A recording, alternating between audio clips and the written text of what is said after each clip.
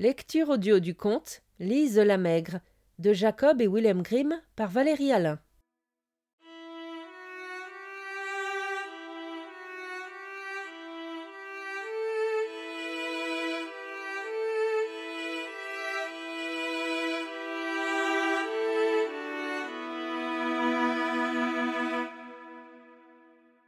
Lise la Maigre avait une vision des choses tout à fait différente de celle de Heinz le Fainéant et de la grosse Trine, dont rien ne pouvait troubler le calme.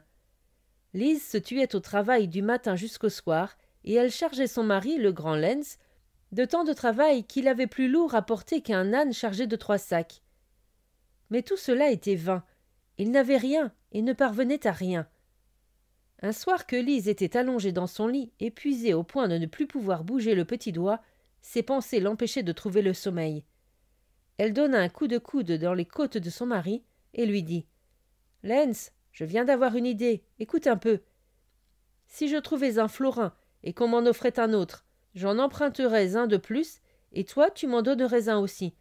Alors, dès que j'aurais réuni mes 4 florins, j'achèterais une jeune vache. » Son mari trouva cette idée très bonne. « Certes, j'ignore où je prendrai le florin que tu veux que je t'offre, mais si tu parviens cependant à réunir cette somme et qu'elle te sert à acheter une vache, tu feras une bonne chose si tu mènes à bien ton projet. Et, ajouta-t-il, je serai content quand la vache mettra bas un petit veau, car ainsi je pourrai de temps à autre me régaler d'une gorgée de lait. Le lait ne sera pas pour toi, lui dit sa femme. Nous laisserons le veau téter pour qu'il devienne gros et gras, et que nous puissions le vendre à un bon prix. Certes, répondit le mari, mais nous prendrons tout de même un peu de lait, cela ne fera pas de mal.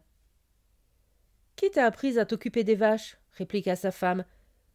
Que cela fasse du mal ou que cela n'en fasse pas, il n'en sera rien.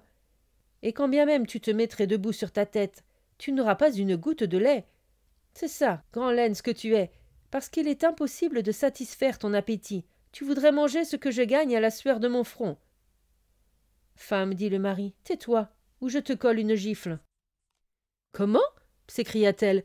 Tu veux encore me menacer, espèce de goinfre, de vaurien, espèce de Heinz fainéant que tu es.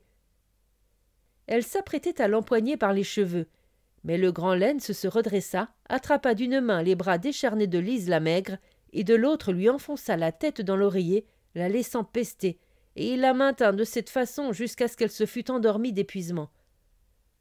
Quant à savoir si elle se remit à lui chercher querelle le lendemain matin, dès son réveil, ou si elle sortit pour se mettre à la recherche de son florin, cela, je n'en sais rien.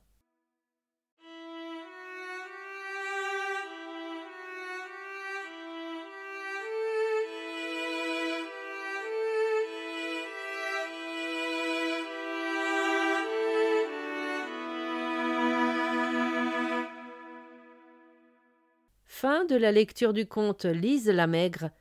Merci de votre écoute, je vous rends vos oreilles, cœur avec les doigts.